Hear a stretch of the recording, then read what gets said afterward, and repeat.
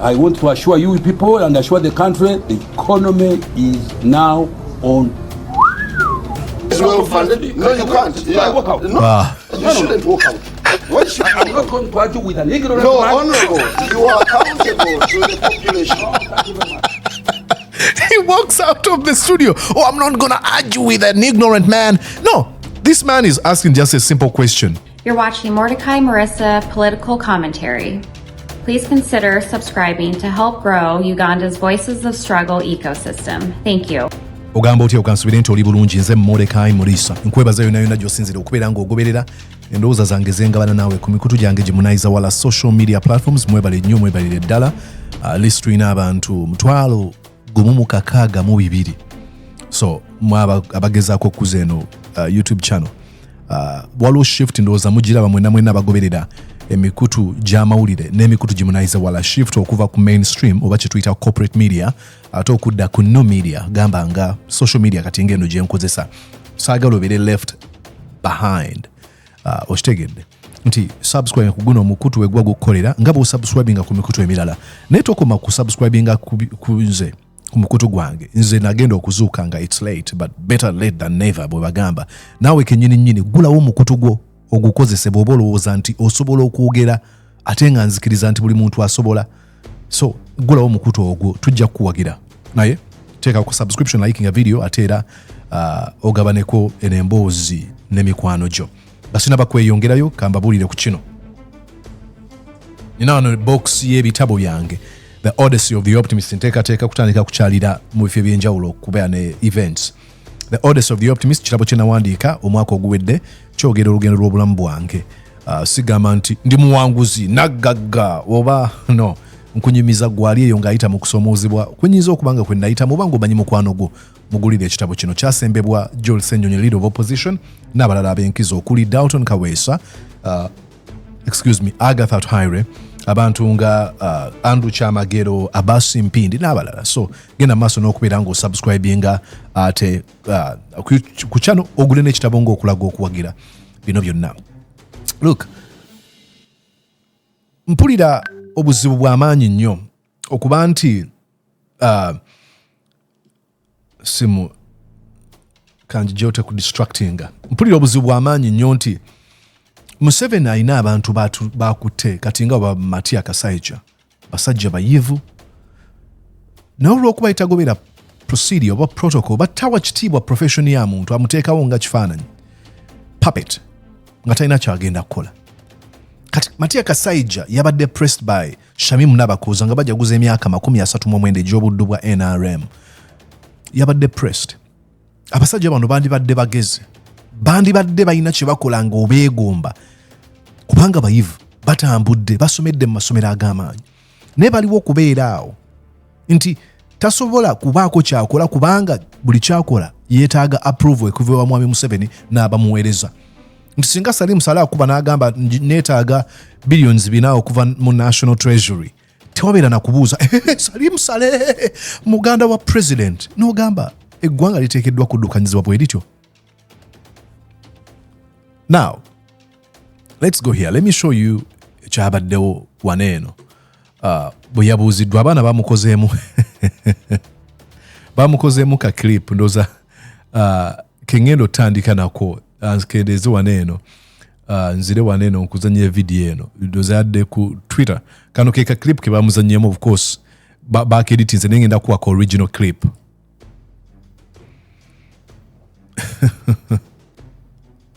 Waneeno ng'abuuzibwa nti tugambye ogenda kutondawo emirimu ogenda kukikola otya. Listen to what he says. Honorable, in the next financial year you said you're going to create 840,000 jobs. How are you going to create them? How are you going to create them? Mugenda kutonda emirimu egiyo mu mitwalo 800,000 ndoza bwagambye. There are so many things, let me tell you. There are so many ways, let me tell you.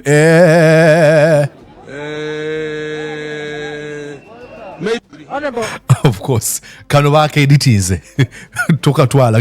Ngenda kuzanyira akatuufu.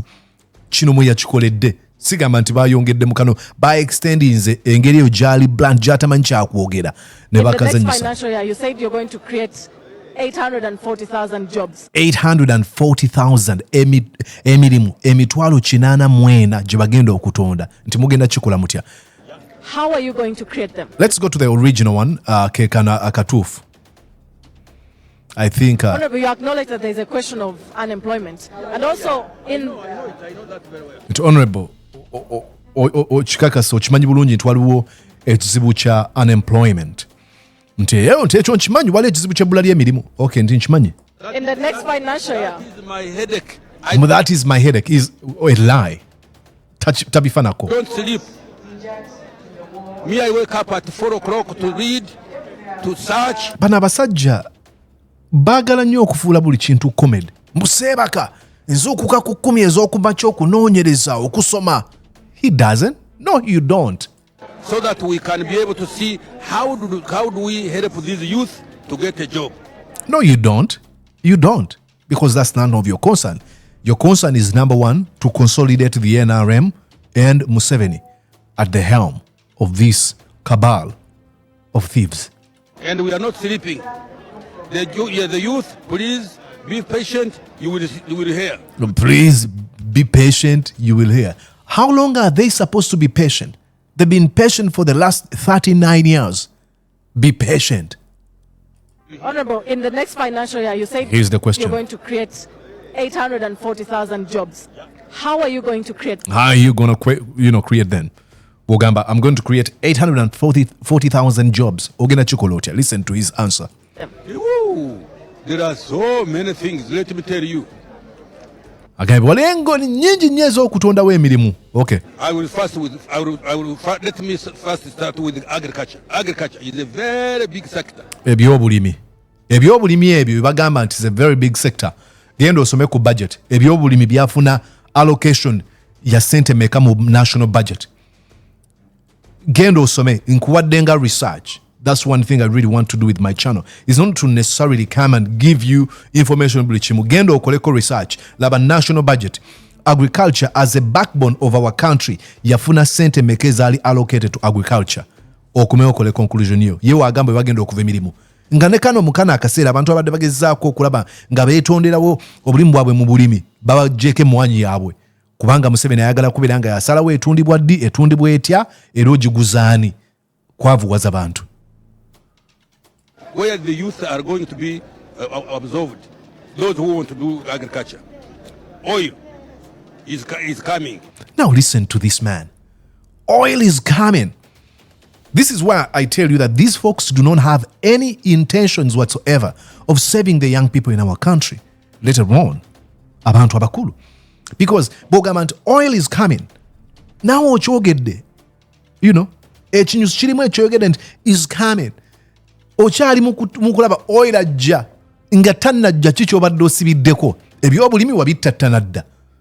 Byonna byonna okuva ku vanira emwanyi buli kimu kyonna okittatanye. Kale n'ogamba oil ajja taba kubeerawo magezi ki amala ge wandibadde okozesa okulaba ng'otondawo emirimu eri bannansi bono bwe yatandise okunanaagira.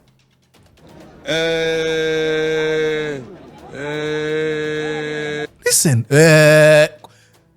jukira, let's go back here. Wano wagambe nti nyinabi ebyokukola tulina bingi nnyo. Sebaka na kwebaka katati namaliza nga nanaagira. And we are not sleeping. The youth, please be patient. You will hear. Honorable, You will hear. What does that even mean? You will hear. Is it a slip of a tongue? Lwaki alowooza ku geyena. Oba youth. You'll stay in hell. Probably that's what he wants to say. You will hear. Honorable, in the next financial year, You will hear. said you're going to create 840,000 jobs. How are you going to? Yeah. Nakakasa. You said in the next financial year you're going to create 840,000 jobs. Yeah. How are you going to do this? Tell us. create them? Ako kangu nnyo nawe. That's his sort of response. There are so many things. Let me tell you. Katate nananagira. I will. Kyekimu ng'onagamba nti nze mpagira Manchester United oba Express oba Villa oba Arsenal gamba nze mpagidde ttiimu eno okuva nga ndi mwana muto sisuba mupiira gwayo bagamba omanya abazanyi baayo leka naawe mbamanyi bonna kankubuulire ani asooka n'oyogera oba ku muzannyi atazannya nakuzannyamu ebyo ebiseera bisinga nga tazannya abeera ku ntebe ye agriculture abookubiri noga Let me first start with agriculture. Agriculture is a very big sector I bet. where the youth are going to be absorbed. Those who want to do agriculture. Oil is coming.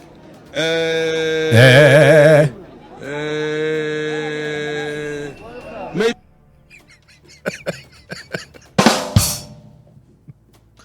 What are we doing here, boys and girls? Gigi, this man, hey, Shamim, chef's kiss. This work is chef's kiss. Omulimu gwe wakoze. Okubuuza, how are you going to do it? Toyogera kigambo. Hold these folks accountable. Mubuuze. Kuba bano bagayi baagala nnyo okuteekawo ebigambo ebyo. Emirimu 800 gijja. How are you going to do it? Muleke nga ananagira. Just like you did. This is real journalism. Katugendeku wano eno. Si gwe gusoose ono guy nga akola ebintu bwe biti mumujjukira. Lumu yavaako ne mu interview. Tasobola kwanukula bibuuzo. He walked. Yava ku interview. Mumujjukira. Oyinza okuba tewalaba eno clip kanji kuzannyire. Ono yali akyaziddwa ku NBS. Ndowooza wayise emyaka. When was this posted? 12 years ago nga akyaziddwa Simon Kaggwa Njala. To tell me that government cannot afford 27 billion shillings when you can afford to compensate one person. Government esobola ku teina billions 27 bwe mubanga musobola okuyirira omuntu omu yekka 140 billion shillings obuwumbi 145 for the market. Ndowooza baali bakalirira ani oyo? Ndowooza yali basajja balaba. Now, I don't want to enter through that area. Now, listen. Why are you running away? He's always been this. He's a charlatan. I don't want to enter that area. Why? You're a finance minister. I don't want to enter that area. Please, if you want to call someone else to enter that No. Why? A finance minister saying, I cannot comment about that issue. Do you know why? He says, I don't want to enter that area. I'm going to tell you. Because everything that was done within this sector was illegal. And because he's afraid to give comments about those folks who were awarded money, I don't want to enter that area. Why are you running away from a question? These folks are just mere puppets appointed by Yoweri Museveni and to play them. No. Listen, The question is, I was not do you part- want to tell me that government cannot afford 27 Look at his face. He cannot even look in the face of Simon Kaggwa Njala. billion shillings only? It cannot afford it now without crippling others. Okay. This is when really I love Simon Kaggwa Njala. Namugamba, we cannot do it now without crippling other sectors. Namugamba, okay. But apparently all the other sectors are crippled. Look at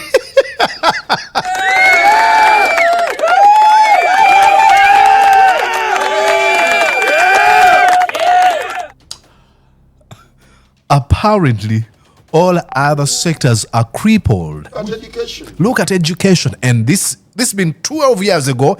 It is the same case in 2025. Look at health.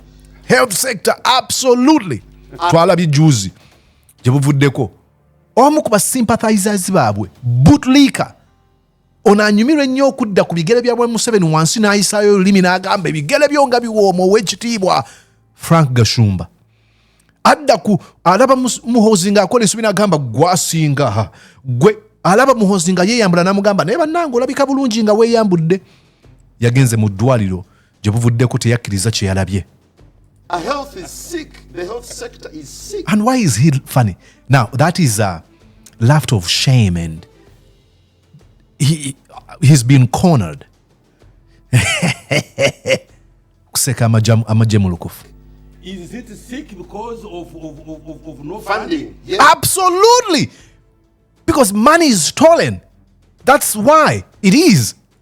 Yes, he did. Can you call the Minister of Health here and I come we share here together? Anto Ulira. Then he pulls out this the impossible card. Can you call the minister? Because I cannot answer the question because now this is what he's trying to say.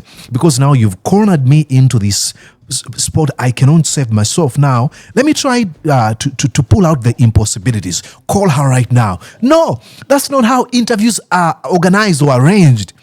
We call you, we ask you questions, and sometimes if we need to have you and the health minister ku same panel, we make those plans prior. Terugamba, kale saa zino tuinono ku TV katika tuitono na yamwe gateko. That's not how these things work. Go play other people's minds. Now, no, I'm giving you a challenge. I'm giving it. That's not a challenge. That is foolery. Give me a challenge. Yes. You call me with the Minister of Health here. She will confess because this is a problem that's been every. You call me. Do you know why he says you call me? Because he knows that that's not going to happen. The moment he's he's invited with the health minister, he's not going to show up. That's why he's trying to play the impossibilities. This is some sort of an excuse. Each time. But these people are shameless. Like, who is defending the health sector in our country after 39 years? Please, so you are Mr. Who? Hey, katamumanyi. Oh, you are Mr. Who? Simon Agenda no kudduka mu ntebe mu butikitiki. Agenda kudduka. Bambuze ebibuuzo sawa kubyanukula agenda kudduka mu ntebe. Please, Simon, let's not talk. You know, it incenses me to get a journalist like you to talk from position of ignorance. Now, No. That's gaslighting. do you want to tell me that If the you health walk- sector can I is walk well out funded? of No, the- you can't. Can I walk out? No, you shouldn't walk out. Why should I'm you not walk out? going to argue with an ignorant No, man. honorable, you are accountable to the population. Thank you very much. He walks out of the studio. Oh, I'm not going to argue with an ignorant man. No, this man is asking just a simple question. You say we don't have this money for the health sector or to fix ABC, but you go on and give billions of money to one individual, Basajja Balaba, to a group of musicians. You allocate billions of money to a one guy who lives in Gulu. What's his name? Caleb Akandwanahu, Salim Saleh. Look at how he runs away. Honorable, You should be, do you want to tell me that If the you health walk- sector can I is walk well out of funded? the- No, you can't. Can I walk out? Can I walk out of the... No, you shouldn't walk out. Why should you I'm walk not out? going to argue with an ignorant No, man. honorable, That is gaslighting. I'm not going to argue with an ignorant man. Come on. you are accountable to the population. Absolutely, you are accountable to the population. Very much. Let's go. Calls probably his PA, personal assistant. Let's go. Well, that's Honorable Matia Kasaija. He couldn't defend government's position. Oh, I enjoyed working with Simon Kaggwa Njala. Wonderful times. He's extremely smart. Oh, boy.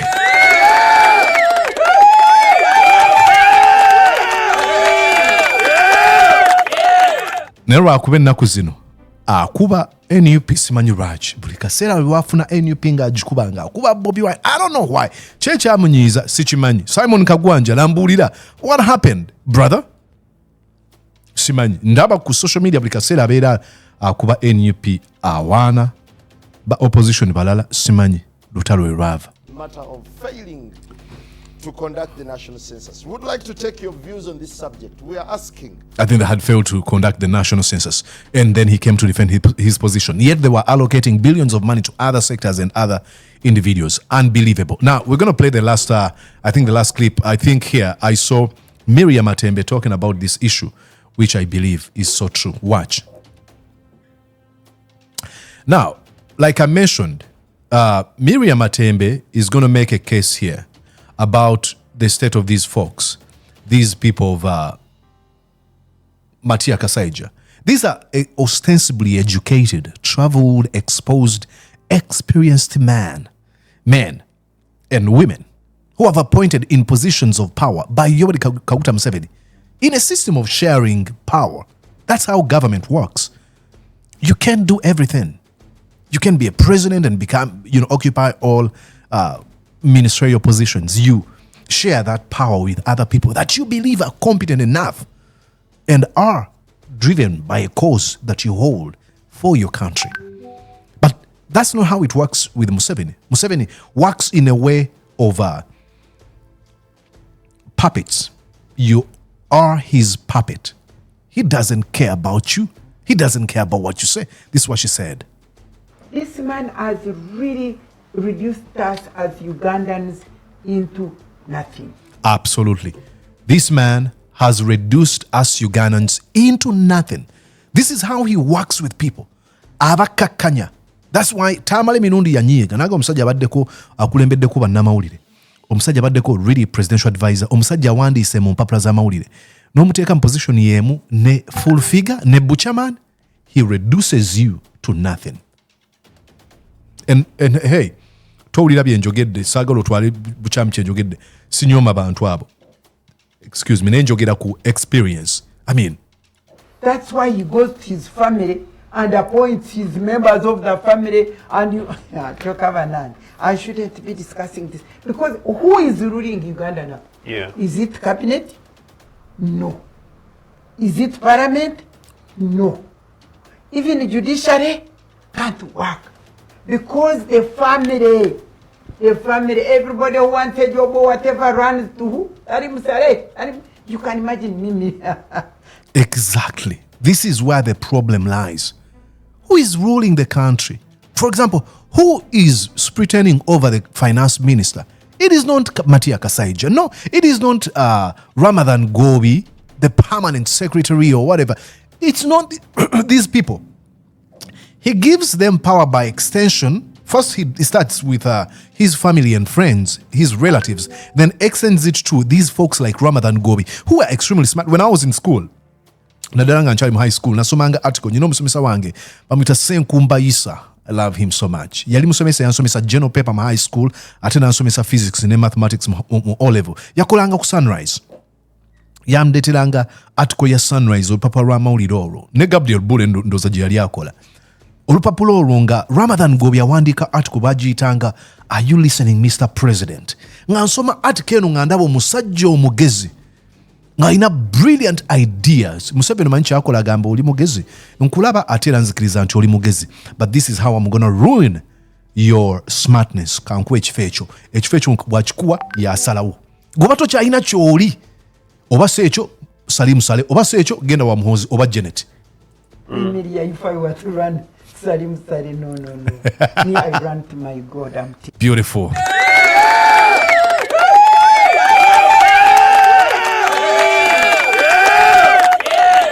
I would rather die a poor man if I have to go down and kneel for Saleh. I would rather die a poor man if I have to kneel for Yoweri Museveni. I mean, why? Who are you? Don't think I'm being proud. No. Or demeaning others. No. But I mean there is hierarchy. Absolutely. Yeah. I mean there is profession.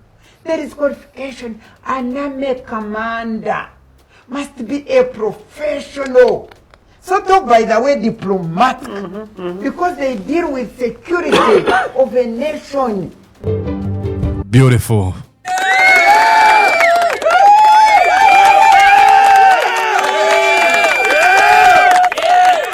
That is a chef's kiss, I'm telling you. That is what we call a chef's kiss. You know, you have to have a modicum of respect for yourself. You have to be able to look at yourself and be like, no, I cannot do this. Not because you're so proud, but because you believe that you don't want to manipulate, you don't want to corrupt, you don't want to forego your principles, your moral compass. It's not pride. It is just, it's pride but not perverted pride. It is soft pride of principle, of knowing how things should be working. They don't care.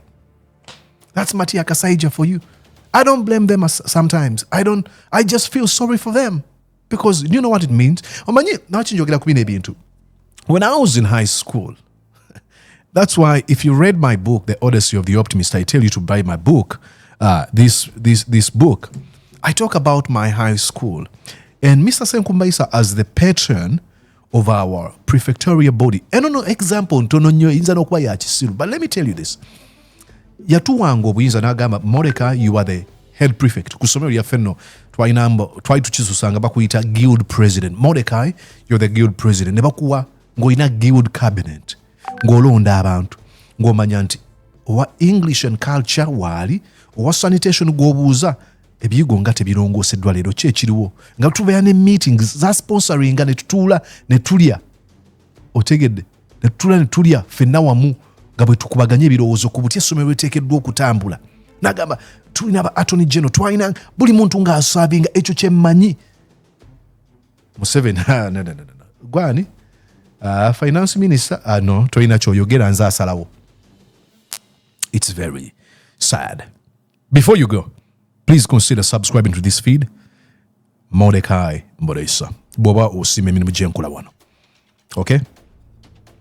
Tuli ku mission ya kweza abantu omutwalo gumu emitwalo ebiri. Tuwezezza ogumu kakaaga, of course, bwe tuliko emitwalo ebiri nga February tanaba kubeera nga ggwako.